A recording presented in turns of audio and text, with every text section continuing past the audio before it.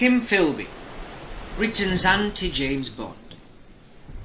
Kim Philby is probably Britain's most famous spy, after James Bond of course. He's also Britain's biggest traitor. For 30 years he lived as a double agent, manipulating his peers, denying his communist ideals while rising up to the top echelons of MI6 before defecting to the Soviet Union in 1963. He was born prior to World War I in Punjab, India, where his parents were stationed. His father was a member of the Indian Civil Service, a well-known author and Muslim, and later became a civil servant in Mesopotamia, an advisor to King Ibn Saud of Saudi Arabia. His family had a high stand in the British Empire, the ruling class. As he grew older, he studied at Westminster School and latterly at the famed University of Cambridge, where he read history and economics. Cambridge were where Philby was first drawn towards communism as part of the famous Cambridge Five, a group of 5 Cambridge students who would later go on to become Soviet spies. But he wasn't truly drawn towards the Soviet intelligence service until after graduation. Philby moved to Vienna in the early 1930s, working to aid refugees from Nazi Germany. He loathed the Nazi movement, and whilst there he fell in love with Litzy Friedman, a young Jewish communist from Austria. Philby recalls that on their first meeting he was struck by the strength of her political convictions. Philby liked her determination. They got married and fled Austria in 1934, prior to the outbreak of World War II. Coincidentally, the same year, an NKVD, Russian secret police agent, Arnold Deutsch, was sent to London and managed to get in contact with Litzy regarding the recruitment of Soviet spies. Litzy told Philby one evening she'd arranged for him to meet a man of decisive importance, and the rendezvous took place in Regent's Park. The man described himself as Otto, but Philby found out much later from an MI5 file that the man was indeed Arnold Deutsch. From that moment on, Philip began feeding information to the Soviet Union, with his first task for Otto being to give a list of names of those he met at Cambridge who might respond to discreet contact. While Philby himself states that it was his time in Cambridge where he became involved with communism, it was Litzy who got him in touch with the Soviet Secret Service. Philby travelled to Spain in 1937 in the midst of a bloody civil war.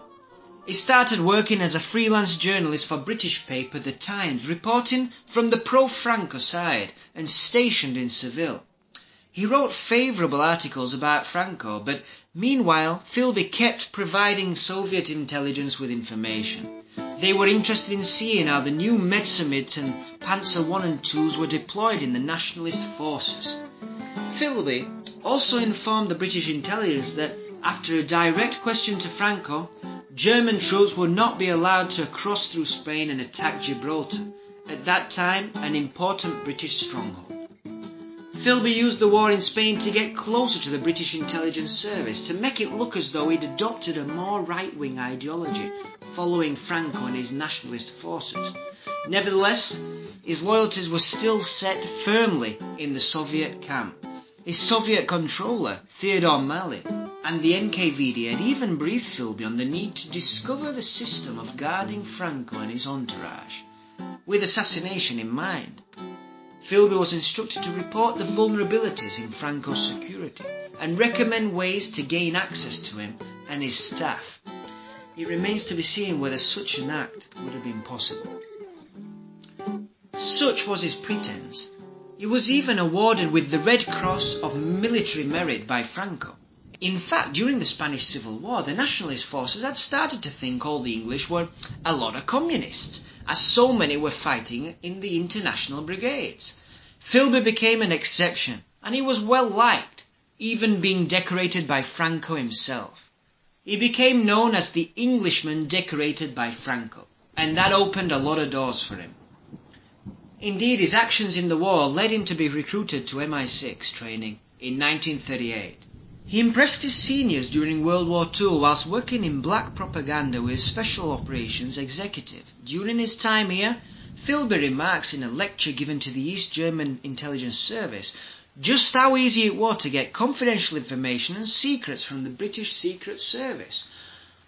All he did was go out 2 or 3 times a week for a pint with the archivist who managed the files. They became friends, and this friendship helped Philby get access to files not even remotely related to his job. Every evening he'd leave the office with a big briefcase full of reports and actual documents from the archive. He'd hand them over to his Soviet contact the same evening. The documents would then be photographed and the next morning back in Philby's hands and returned to the archive. Philby remarks that if there had been proper discipline in the handling of papers in the SIS, that would have been quite impossible. Philby did this year in, year out, providing the Soviets with an immense amount of British intelligence. Philby was almost caught later as Walter Krivitsky, an ex-Soviet intelligence officer, gave evidence to the MI5. Krivitsky claimed that 2 Soviet agents had penetrated the British Foreign Office and that one worked as a journalist for the British newspaper during the Spanish Civil War. Unbelievably, no connection with Philby were made, and Krivitsky was, probably not surprisingly, shot in a Washington hotel room a year later. Philby then moved up in MI6 after impressing the Director General. He were appointed number 2 as they reopened their Soviet affairs section after war. MI6 had put a Soviet double agent in charge of countering Soviet espionage.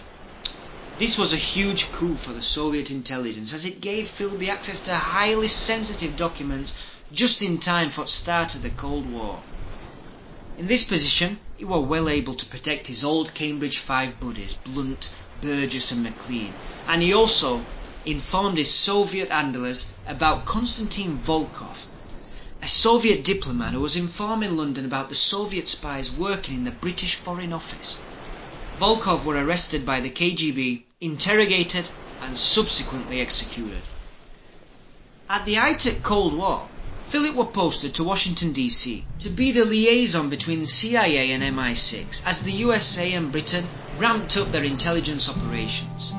Whilst there, he betrayed a US-British joint operation to secretly send thousands of trained Albanians back into Albania to overthrow the communist Soviet-leaning regime of Enver Hoxha. Philby leaked the information to the Soviet Union, and the operation failed, with many of the infiltrators being killed before the coup started. Philby himself tries to turn this to his credit. He claims his actions helped prevent World War III. He believes if he had not compromised the operation and it had indeed succeeded, then the CIA and MI6 would have attempted the same in countries like Bulgaria, after which he believes the Soviet Union would have become involved, leading to an all-out war. Such was the trust shown in Philby's ability that in 1950 it was discussed that he might become the Director General of MI6. However, MI5 ran a security check on Philby, and the evidence of Volkov was studied in detail. Suspicion also arose at the speed of which Philby rejected his communist beliefs he had held at Cambridge and adopted the right-wing views throughout and following the Spanish Civil War. Things got worse for Philby as 2 of his old Cambridge friends defected to the USSR in 1951. Philby was arrested, but cleared of any wrongdoing. Harold Macmillan, ex-Prime Minister but then Foreign Secretary, publicly dismissed a claim made by the New York Sunday News, which claimed that Philby had acted as a Soviet spy, saying he carried out his duties ably and conscientiously, and I have no reason to conclude that Mr. Philby has at any time betrayed the interests of his country. Philby set up a press conference to deny he was a communist, quite against his nature, as he had spent most of his life trying to avoid publicity at all times. The British accusers withdrew the claim, and Philby seemed to be in the clear. He moved to the Middle East to work as a journalist, but still worked part-time for MI6. In 1961, a KGB agent defected to the West, providing evidence that Philby had been part of a spy ring that also included his old Cambridge friends Burgess and McLean. MI5 sent Nicholas Elliot, an agent and good friend of Philby, who had earlier believed his innocence, to secure his full confession. When they met in late 1962, Philby told Elliot he had been half expecting to see him. Elliot confronted him saying, I once looked up to you, Kim. My God, how I despise you now. I hope you've enough decency to understand why. Philby admitted the charges of espionage, but fled to Russia before a written statement was arranged, whence he obtained political asylum. While MI6 received plenty of criticism for Philby's defection, it's said that that was the preferred outcome for the SIS, avoiding a lengthy, embarrassing and very public trial in London.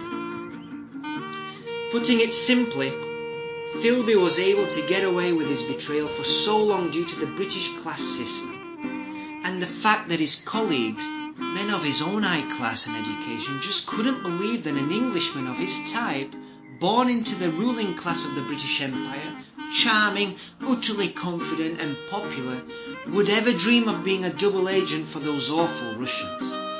He made so many friends in MI6, impressed so many people in high positions who would have so much to lose if he was proven to be a spy.